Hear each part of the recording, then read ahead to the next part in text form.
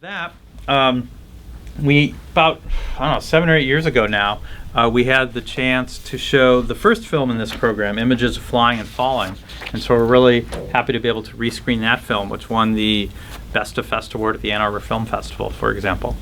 And since then, Ariana Gerstein's been making an amazing set of work. The latest film, the last film in this program, just won another award at Ann Arbor, but this set of works that involve photography with a scanner and then use of an optical printer, and it'll give us a great amount to talk with about her use of, about both her methodology and the thematic and artistic goals of her work. But to give us an introduction to tonight's screening, professor at SUNY Binghamton and a really wonderful artist and experimental filmmaker, please join me in welcoming Ariana Gerstein.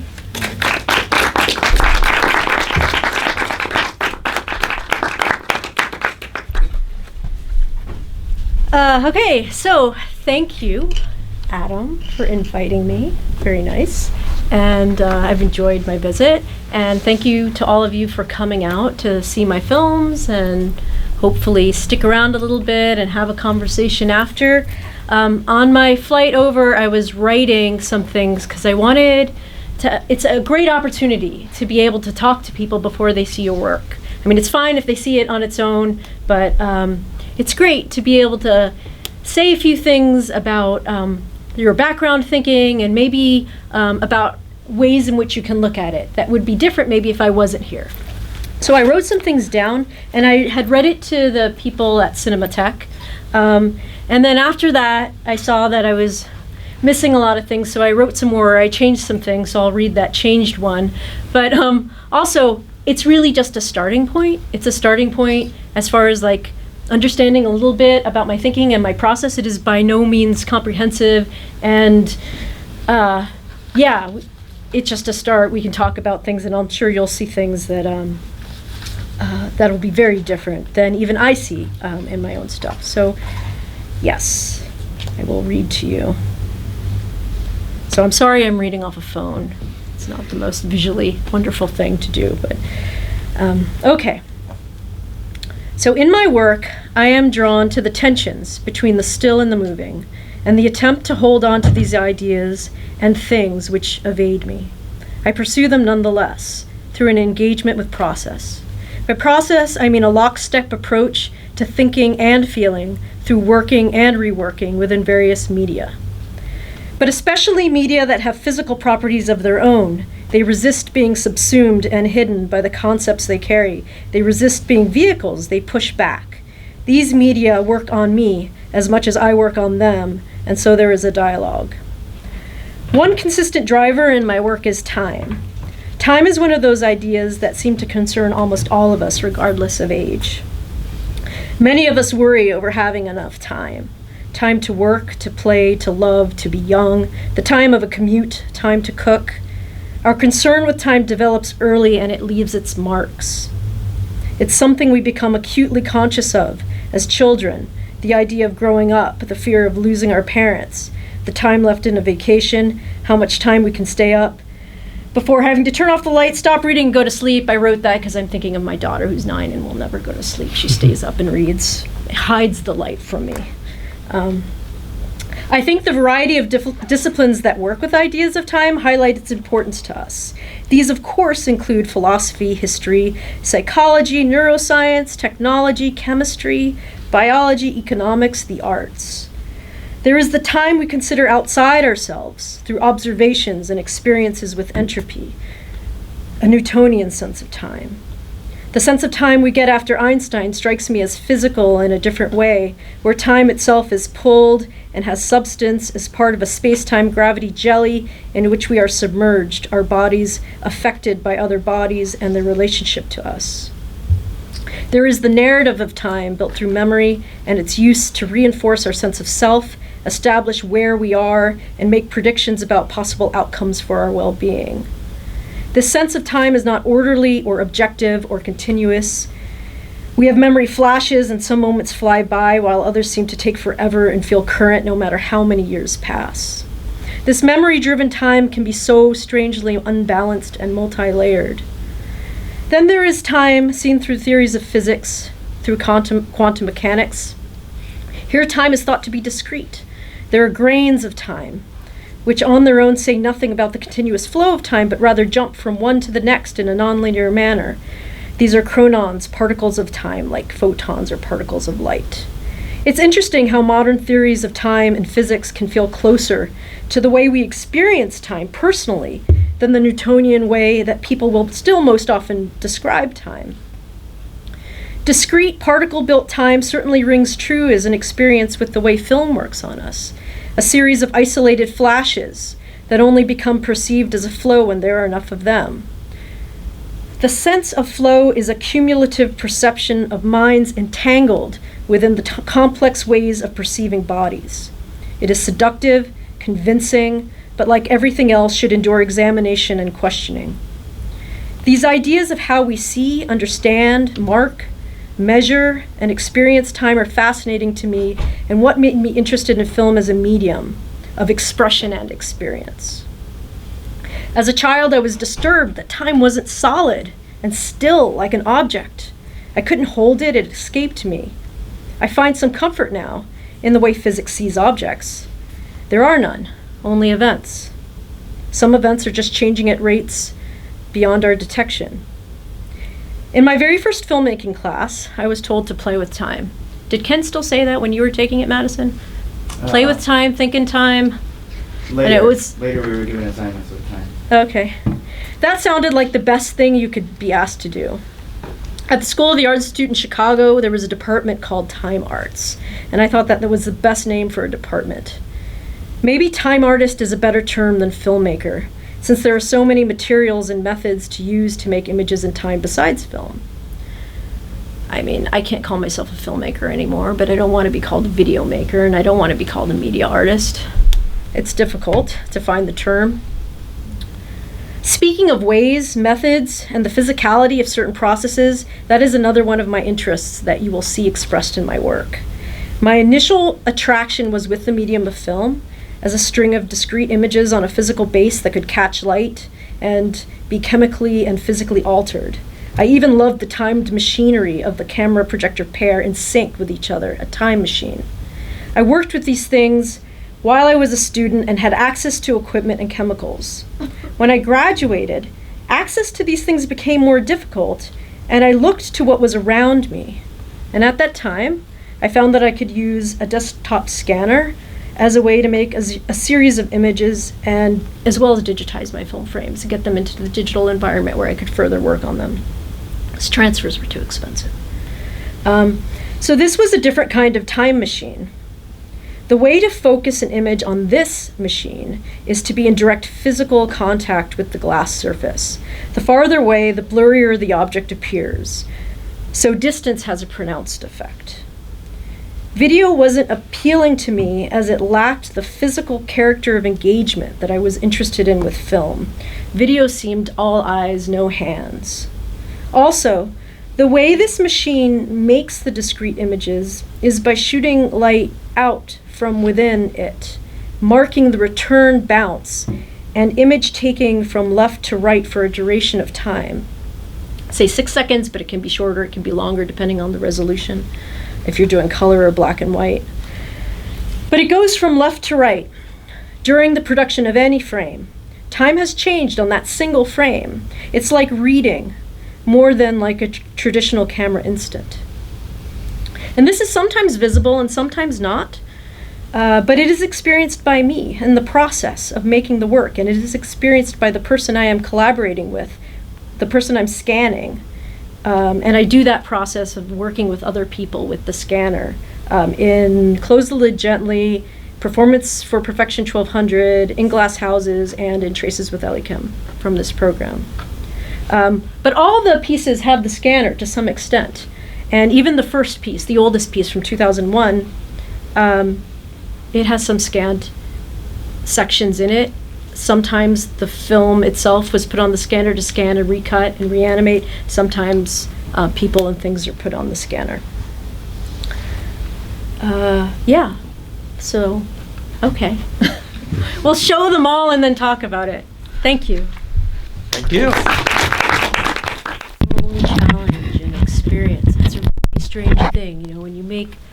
one film, it almost might just be 5 minutes long, but that's all you're working on, and when you work this sort of way through process, and I mean, animators work that way, but also any kind of process-oriented, like a single-frame filmmaker will work that way too. It's very laborious, and that thing becomes your whole world, and you're so into it, and then it's such a weird experience to like see them all together, because it is a lot. It's like from film to film, there's a lot of different things going on. It's hard to know like how to talk about it. Into little pieces. Yeah. I know, it's interesting, like different things come to mind. Well, in 2 or 3 of them, you have different performers, like more explicitly. Right. So let's talk about that. How do you find those performers, and what interests you in having like a particular actor like working through a thing? Right. So for a long time, as an experimental filmmaker, I worked in this very isolated way. And I started with a lot of optical printing and hand processing and painting on film. And it's very, it's just like me and my stuff. And then when I was doing the scanner things, and I've also done some documentary, or you're sort of more getting out into the world and like working with other people, which is interesting and challenging. I started thinking about like, I should, it is really hard and interesting to work with other people, and I wanted to do that with the scanner, which is already a hard thing. I mean, it's just this odd, incredibly limiting piece of equipment, clunky and slow and imperfect, and what if I worked with people with that? And then I really like the idea of thinking about performance and acting. So actually, I wrote to, I teach, I'm at a university, and I wrote to the chair of the Department of Theater, and I said, I'd like to work with some actors, some theater people, and could you, introduce me to anyone, or is there anyone you could think about? And she was really great, because her reaction was, well, let me look at your work, and then I'll think about it. And so she went to my Vimeo page and watched some stuff, and surprisingly, like, didn't just say, like, forget it. There's nothing anyone can do with you. She gave me the names of people who she thought would be open. So these people, Don Boros first, professor of theater and the history of theater, but had an interest in the avant-garde. And he taught, actually, sort of about the history of avant-garde in theater at Binghamton University. So he was into it. He was open, like, yeah, let's work on this. And she gave me his name. And then Andy Horowitz, he's an actor and a dancer. He's in a dance group called Galumfa, which is a wonderful dance group. And he's very physical, and he's also does sculpture. So he was up for a challenge. He thought, yeah, I'll do that. I mean, this isn't all at the same time. This is different years. And then Elikem was another person she suggested I contact. And he is an actor, but also like really more like a drummer, a dancer, and an ethnomusicologist, and teaches. And so working with them all was a really different experience, but the one thing they all embrace is this idea of performance and the challenge of performance and what they do as performers. And so it was great meeting them. Each one of them was completely different. And I started with ideas of how I wanted to begin with working with them, but more like a documentary process. They also led me to something else, informed what we do. So when I was working with Dawn, I knew I wanted to talk about acting and performing and have this challenge of breaking a performance down into isolated, discrete motions and like what that would be like. And he started talking about Beckett. He's like, oh, this makes me think about Beckett. And so he wanted to tell these stories, and I was just listening to film stories, and then it got into that. And with Andy, I was thinking we were going to work with dance, ideas of dance, because he considers dance and acting the same thing. It's telling a story with your body. But then he started telling me about this weird research project he was part of as an actor, and how it's not just Binghamton, it's a lot of universities do these things where they're trying to collect data on micro expressions, and they hook all these sensors up to people. And students who volunteer to be part of research projects. Some of them have to be science students, and science students have to put a certain amount of time into being part of other people's research projects for credit. And so what he does is he was hired to be an actor as part of the research project, where he has to say things and do things that are unexpected to the research to the students, so that they give a genuine reaction, and then the scientists are collecting the data, like very, right. So he was telling me about this process and about how this is going on all over the country, but he was really proud of how successful Binghamton was, and people were saying, how do you guys get such great data? I'm like, like they got an actor working with them who knows how to like look and pull out the emotions and like how to, so that was like a weird thing, and that just happened just talking to him. I didn't know that was going to go that way. And then Ellie Kem was more straightforward, and I worked the least with him, but he was just really playful and talked to me about music. But the one thing I noticed about all of them, which I loved about working with performers, is they all said to me, like, you gotta tell me what to do, and you gotta push me, and then trust that I as an actor can bring my stuff to it and I can handle it. And I totally wasn't used to that, as just like an experimental filmmaker who wasn't used to bothering anyone, or even as a documentary filmmaker who, I would tread lightly and try and coax things, but not. It's weird to have the actors didn't want that. The actors were like saying, you got to be more forceful. You got to come to me and get, like, I can take it. I'm strong. So ask me hard stuff. Tell me to do something difficult. And that was like a lot for me to work on. But I was surprised they seemed to like for them, the scanner and breaking down their expressions or whatever they're going to do in these slow takes. They thought that was like an acting challenge and a performance challenge, and so that was really interesting. I really liked that work. I assume you recorded them discussing whatever they're discussing separately. Yeah, because the scanning process, you can see that with Andy, who's talking about the research. There's video of him being scanned. It's really slow. Like I'll say to Don had his scanner up on a tripod. Everyone else had theirs down. But I would say to Don, like, okay, so can you give me like a crazy angry expression, but can you give it to me, can you break it down into 20 different pieces, and then know that each piece we're gonna take like 6 to 10 seconds, so hold it. And so we'd be like, okay, I'll try that. Or and with Andy, because Andy's very physical, he's also a dancer, he always had additional ideas. Like he would say, I'm gonna lick the scanner. Can I lick the scanner? I was like, okay, Andy, but let's clean it really well first, and then you can lick the scanner. But you see, the scanner gets really dirty. Like the more they do stuff, the prints stay on it, and smears and skin oil, and the scanner that I used with Dawn, it was just like getting crappier and worse, and it was also on a tripod. So like all that texture and stuff on the screen is just, the scanner. And somehow dust gets behind the glass. I have no idea how. Yeah. Any immediate questions first? Yeah. Yeah, I just had like a comment and a question. One thing is that like all of that stuff was a really like visceral understanding of like a documentary in an interesting way, where it was like, oh, we're seeing like the actual matter of this person sort of on the scanner bed.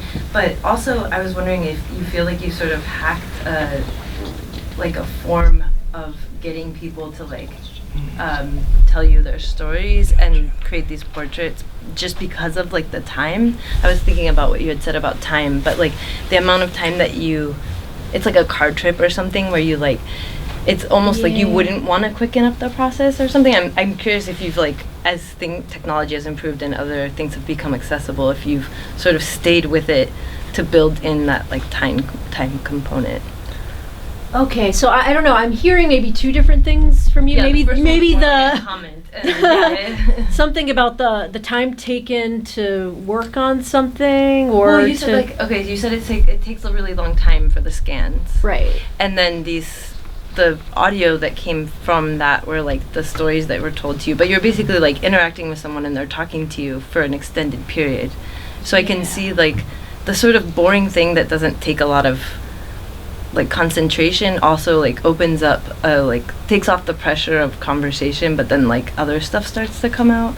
No? Maybe. Okay. Yeah, I mean, I think maybe, because it is a weird thing where we would, with all of them, I would do like some scanning, and then we'd like take a break and then talk, and then some more scanning. So I would try and do that, and there is a strangeness in the situation that might, I would think, when the people are talking to me, trigger them to talk about other things. The weirdness of the situation and the pacing of the situation. Yeah, I think that could be true. Yeah. Yeah. Can you speak to the texture and the aesthetic of the actors too? I mean, is that something that you that you visualize absolutely. Before you make the film? Because it's so take your word, but it's like very clear and distinct. The Right. skin and I mean, I am really interested in the physical qualities of the people and in getting as close. The scanner, like, lets you get so close, but it's very much like the real experience of our body's experience in the world and skin. Like you're touching things. Like your skin is this amazing.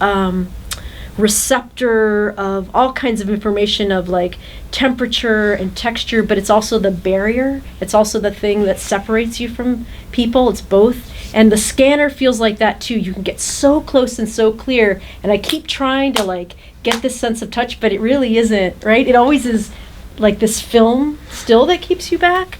Another thing is that, yeah, that weird closeness and weird intimacy is a thing that you can try to reach with cinema that you can't, like in normal life, to people who aren't like in your family. Like in your family, you can go up to someone's face and they'll maybe put up with it, right? But in cinema, you can. Like with the scanner, I could, they do that, and then I can just like look at them and sort of like amazingly. People are interested in people, right? And we all want to study each other, but we're all sort of afraid of each other. And there's all kinds of things. It's just a weird tension. It's a weird space. I really am drawn to working cinematically with people more than with landscape or other kinds of objects, because those things I can look at in all kinds. Like I can go up to a tree and like touch it and look at it. I can't do that to you. Like you're not gonna let me, right? It's like a cinema space, a photographic space that allows you a different kind of study or thinking about people. I mean, certainly narrative and documentary are about that too, right? We're like getting into each other's heads, and literature. Everybody's looking for ways to transcend themselves and reach out with other people in ways that are, I don't know, you can do it somehow. Or it's the constant pursuit that's interesting, right? We're all trying to find multiple ways of pursuing these things. Yeah. So I had a question. I'll close the lid gently. I really enjoyed it. It seems like it's the first scanner film you did, or one of the early ones. It's one of the first that's like all scanner from beginning Yeah. to end. Yeah. Yeah, because I wonder whether the sense that I got watching it was like the sense that you had making it, because it felt like you're really like trying to explore the boundaries and possibilities of using the scanner. A lot of experimentation, a lot of like, what happens if I put oranges on it? Was it kind of like that? Like you were figuring out, like the possibilities of the scanner in that film? That's kind of what it felt like. Yeah, and so when my daughter couldn't go to school because it was a snow day, and so school's canceled, I'm like, let's scan. Let's scan. Yeah. Right? So I braided her hair on the scanner, and I washed her hair on the scanner. I put glass over it. But yeah, it was like, okay, let's just try all these things out. And it was a lot of me thinking, like, what can I do with it as a camera, if it's a camera, but a different kind. Because of that. Like, it was like you're watching something very new. It was Yeah. really like, Oh, thanks. So I felt that way for me too, making it. Yeah. Now, for the films which aren't necessarily like having a human person necessarily doing something, how do you, well, like Skin in the Game or... Right. I mean, there's that, but as well, what's the other one I'm spacing on? Upcycles, probably. Upcycles, yeah. Yeah. So, in those, obviously, you have a lot of more flexibility in your ability to use different objects and place them on things and figuring out a different text or narrative as well to go along with it. And I'm curious that those came out of, again, like continuing to explore and then, those evolution of those two.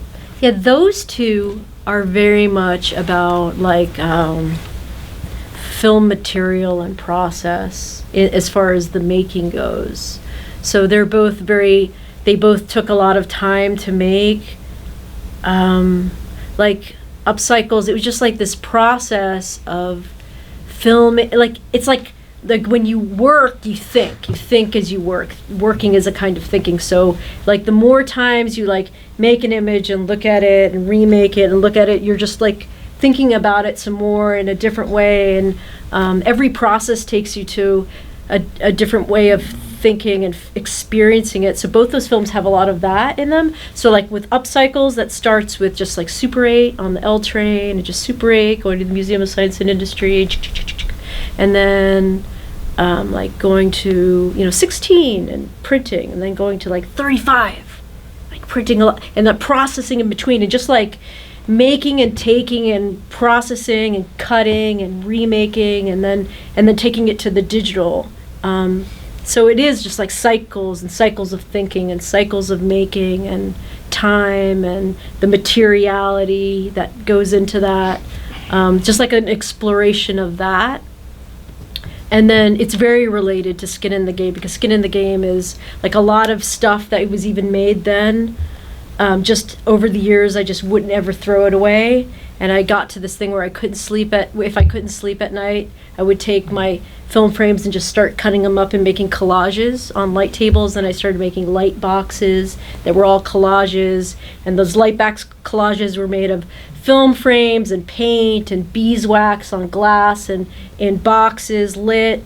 And I have those, and I have a lot of them I haven't boxed yet. Actually, I have a lot of glass pieces I've made. And and then some point I started to scan those. So that's the colorful stuff. I started to scan those and then like cut them up digitally and just like animate them. And then I had this thing where my daughter Maya she just got into this thing where it was really funny. She would just see if she could write as fast as she could everything she heard. So all that stuff about dad whispering, car door slams, Rowan starts to cry. That was her just like seeing how fast she could write down everything she heard. And I loved that. And we had notebooks of that stuff. And so then a couple years later, I just asked her to sort of read it. And I recorded reading her own writing. That's her stuff. Why did you have her whisper? I don't know. It just sounded good that way. I liked it that way. Yeah. I don't know. Please, thoughts, questions? Well, how has the progression of like digital technology helped you explore time then? Because you can kind of see the progression from your first film to the last, like right. I mean, it helps and it hurts. It's sort of like more struggle, where it's amazing what you can do. The non-stop iterations of everything and slowing things down and freezing them, and but it makes me look for limits all the more, because I can't stand like how I could do anything. Like I need the pushback of something, and digital will just let you keep going.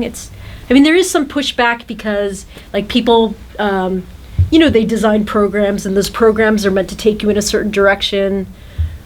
Right, they're not neutral. Like Photoshop isn't neutral, right? It makes you want to do certain things, and they put filters in that seduce you to go in a certain direction. So you have to fight that. There is some kind of push against using things the way they're meant to be used.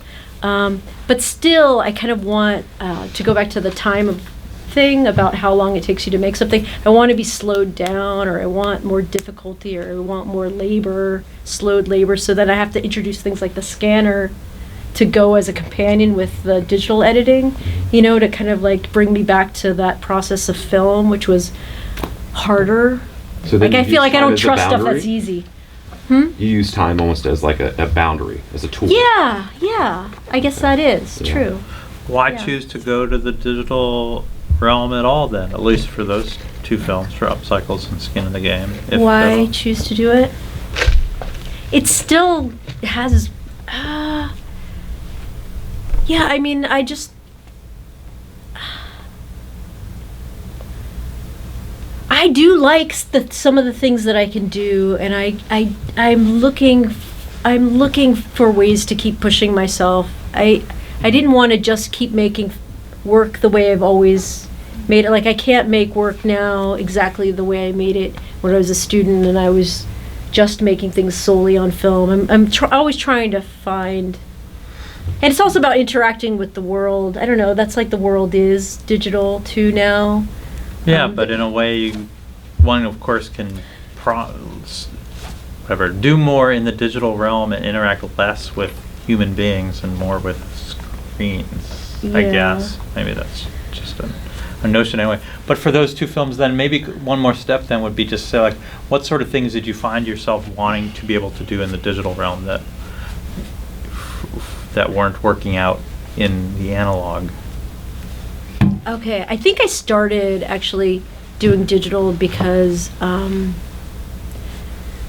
like, that's the stuff that was actually easier to access. Like, film is a really rare, expensive thing, and when you're a student, it's all sort of given to you, right? You have your editing, everything's there for you. This lab, and then you leave school, and you're like, like I didn't graduate, and then, I mean, some people manage to join like co-ops and get access to that, but I think at that time I was still very like a lonely art, like wanting to make art on my own, so I didn't necessarily want to go to a co-op or a public space and like so I was looking for things to work around me, and so it just sort of, like scanners and digital, and when I started learning digital, it was certainly very different from what it is now. I mean, people were still using Amigas to do DigiPaint.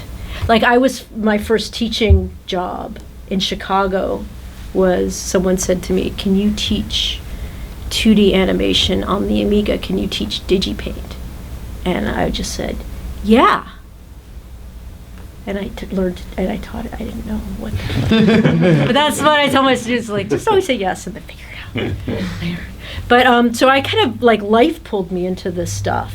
And then when it's around, you're like, okay, what can I do with this? Has the no depth of field of a scanner led you to see things differently? It is a very myopic thing, right? I like that it's seeing and touching at the same time, that it's like eyes and hands together. It's a full embodied sort of cinema. Do I see things different? I think it's more brings me to the way I always liked seeing things when I was a kid. I like to look at things like some kids do, like really, really close. Like, you like to play with little tiny things and look at them really, really close. And now I need, glasses to see things close. You get to an age and you lose your near sight, and all you have is like middle distance and far, and you need magnifying glasses to see things close. I certainly do appreciate that, like, my body is breaking down now, and I'm like losing that. I can't on my own see things very, very close. Like, I need a technical assistant to my eyes to see things. It's just interesting, like vision and yeah. I think we've had one other person use. We've screened, I think, with one other person who was using a scanner, and they were really, and it was extremely different. I'm spacing out on who it was. Anybody? Bruce Chishevsky, perhaps. And it was just like really, he was filming outdoors and really like working with like the softness of the things further away and the thing that was right here that was sharp. That's nice. And really like using that side of the aspect of the scanner. Yeah, It was yeah. very different. Well, in Close the Lid, I do shoot a little bit that way, but not to that extreme. But I really like that. That sounds great. Like I walked around, like there's the water faucet, and I'm putting my hand under the faucet, and there's a closet. I was like carrying I had a long extension cord, and that's my scanner that I could hold upright. A lot of scanners, if you hold them upright, the arm won't go. It'll go to-goo, it'll get caught, right? But that one, it was light enough, and I don't know, that make, the 1200, Epson 1200, it would do it if you held it. So I was like walking around and, looking while it was scanning, like moving very slowly. But still, I was using it sort of like a camera. But I know there are a lot of photographers who use scanners, still photographers, and they do all kinds of things and build extensions onto scanners and take them outside. And there's a lot of amazing work that's done with scanners as cameras. Mm-hmm. Yeah. And then we should talk. Oh, please, Madison. So I don't quite know how to get it into a question, but it's like this thought that I have, and it's kind of related to what you were just talking about. Because I was thinking of it, and when I was watching the videos, I was thinking of Muybridge, but then afterwards I was realizing it's actually almost like the opposite of that, because that was about, really trying to get down to instantaneous time. Right. This is actually like making animations out of something that is super not instantaneous time. So it's almost like older forms of photography where it actually took longer to make the exposure, but then in order to create these animations, because it's always made like with that purpose. So I guess I'm just curious, I don't know, like I said, I can't quite get into a question, but that's what I was... No, but that's right. That's totally right. I do think about that. I have thought about that stuff. And yeah, I mean, it's interesting because, right, like Muybridge was trying to make animation happen, right? Well, he was isolating and for the use of study, and then, but yeah, trying to make things alive and animate. And Well, it's also, to me, it's like what I said the other. It's the long exposure. Like the long exposure, absolutely. Weston would do is still lives. That too, yes. By putting something in a box with like very little light and having an slow exposure for 12 like hours daguerreotypes, and people would have to sit a very it's out long of that time. Tradition That's in a way. very interesting to me. I mean, the lenticulars are interesting in that respect too, because with the daguerreotype, like if you look at it from the wrong angle, it disappears. Mm-hmm. I like that idea. But yeah, there's this whole thing about like what is animation, and a lot of times animation is about taking still things and making them seem alive. But like what I'm doing is like taking life and then killing it, cutting it up, and then raising the dead. And I think in that process of like killing it and taking the dead thing and then raising it, it does disturbing. I'm interested in that because it feels like both life and death at the same time. But that's, animation is sort of both life and death at the same time. You're sort of dealing, that's the tension between the still and the moving, And like Vivian Sobchak writes interesting things about cinema versus still photography, and talks about like cinematic time as feeling like so thick and deep, and as photographic time is not only being thin, but being a whole. It's a hole in time, and that's why it's so unnerving, right? I'm really interested in all that stuff. I mean, I love Muybridge too, and those images are amazing. And I don't know, yeah, like as a character, he's just, those early artists who do photography and film and what they were like, and the magic and the, I don't know, personalities, it's crazy. Yeah, oh, thank you. There's also something shocking and interesting about the fact that it's a lensless one-to-one. So you're actually getting an actual representation of something, which is why it is so weirdly intimate, even though you're putting it in a temporal thing. The skin thing, it's very unnerving in a really cool way. It's sort of like spreading and privileged intimacy to us, which is very generous. It's also curious that this tool, this lensless thing of a scanner, is being used scientifically now in weird ways. There's these murals that are being found in Central America, which you find them, and then you either have to seal them right away or they're screwed, because the environment will eats the colors. And this place San Bartolo, which is one of the most recent spectacular Sistine chapels that's been discovered in Guatemala, photography is really hard because you can't quite do it, and it's also distorting because you're in these tight spaces. And the breakthrough in this, which was, I guess, bad at the time, might have been 90s, early 90s, late 80s, was to take a scanner and stick it right against the wall. And so as a result, the representations are in a way more accurate even than drawings and photography. Photography was what we used to trust as true. Right. But now these scans are actually more true. Oh. Okay. That's interesting. Check it out. It's San Bartolo. It's images we haven't, they're not from our heads. They're from another culture. Wow. It's really cool. Yeah. What you're using it in such a way as puts this sort of extreme intimacy, microscopic almost. Right. And I like what you said too. That's all really interesting. And I like what you said too about the one-to-one thing, because I think there also is a relationship for me to like photograms, because I've done that kind of stuff too, where you lay things directly on the celluloid and you flash it with light. And I feel like this is kind of like that also. It's almost like there's no point of view because there is no lens doing it. Yeah, it's just what it is. Right. Touch, yeah, directly. Why did you chose to conclude to finish up several in black and white as opposed to color? Oh, I really love black and white. I feel like most people like color. I like color, but I mean, I love black and white. So when sometimes in a movie or something, there's a scene where they'll, especially in animation, the combination of black and white and animation together, I especially love when it's sort of really bled out like that. All of a sudden, I love it. I think it's just so strange because we don't experience the world in black and white unless you're Eliafer Olafsson. What's his name? His exhibit where he drained the light. Did you ever see do you know what I'm talking about? No. Right? He had this exhibit where you walk into a room and it's lit in such a way that you see things in black and white. It's the weirdest thing. You go in and you look at your hand is all gray. It's red light.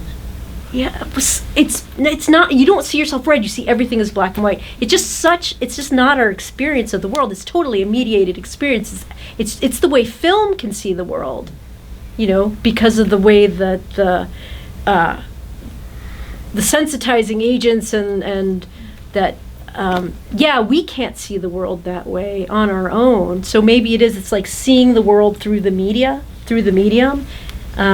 Very, very different, and I'm not really interested in reproducing the world the way I see it as a person moving in it. I kind of interested in working with whatever I'm making things with and seeing it with that. So I think I just really I love black and white. Do you just scan the object in black and white, or do you move the color after the fact? I scan in black and white when I use black and white, and part of that actually becomes a resolution and a speed issue, because if you're scanning someone in color, it's also a way slower, more painful, slow scan. Mm-hmm. And when you scan it in black and white, it's picking up less information, so it can do it faster. And I would worry about like the Don Boros. He would come in and he'd always have like a hurt wrist. You saw he had that thing on, and he'd come in with and I'd put the scanner and I'd sit him on a stool, and I have sandbags on the tripod so the scanner wouldn't fall off. And I'm like, Don, and he would go for an hour doing these scans. I'm like, we gotta rest, man. And he was just like, no, I can do more. I can do more. But I don't even know why I started to say that. I completely lost my brain. I don't know. I had a question about blurring in the scans, because like when I use scanners, I often get really blurry images, and there wasn't a huge amount of blurriness in any of the films. I don't think they were like, you mixed it together in a way which was disorientating, but they were all pretty high resolution for the most part. Yeah. Was there much blurriness that came into it? Like when you have to move farther away from the scanner to get blurry, and so there's a little bit of that. The further and further away, you can start to see things. I'm interested to hear about this, like other artist who is doing a lot with blurriness. I think that's great. I think I've just been so attached to the closeness thing that I've worked more with that. But I think blurriness is really interesting. So, yeah. Any other questions at the moment? more available.